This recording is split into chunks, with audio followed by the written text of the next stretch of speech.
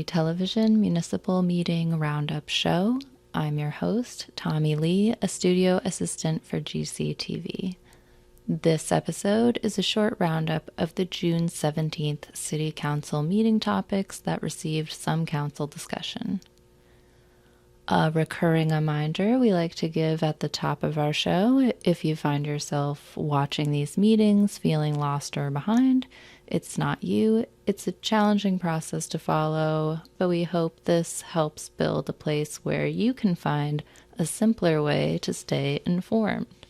This past week's City Council meeting was just under 3 hours, one of the shorter ones, and these were some of the items that received discussion. Primarily, the FY27 budget was discussed and voted on, but also a turbulent financial situation facing the city due to accounting problems from a mass exodus of financial administrators in the city in 2025, as well as new staff who lacked any experience in municipal finance. The Massachusetts Department of Revenue is unable to certify the city's free cash, which impacts a variety of the city's financial accounts and capital projects. Let's start off with the budget, since it was surprisingly smooth to move forward through the council at this stage. The $70 million FY27 budget passed on unanimous vote by the council. This is a 3% increase over the previous year's budget.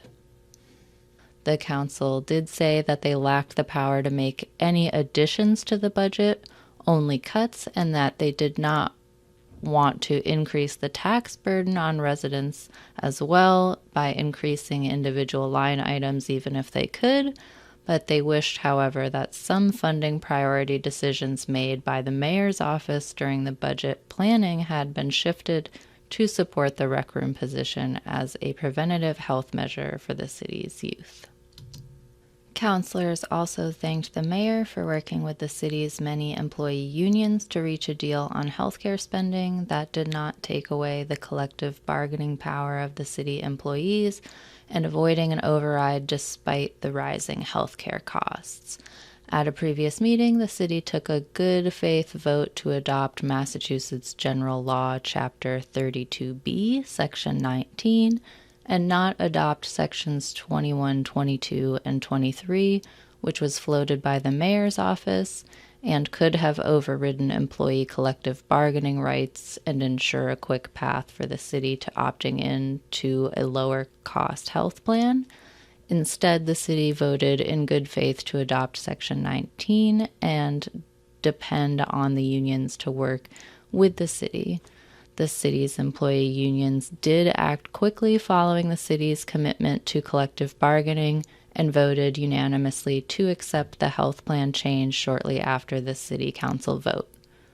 City employee health benefit costs did not change under this agreement, but the cost to the city was reduced by changing their health plan group and helped make a level services budget possible, according to the mayor's office and the council. Now on to the financial turbulence facing the city. Despite working with the city for the past few months, the Massachusetts Department of Revenue is unable to certify the city's free cash and retained earnings account balances.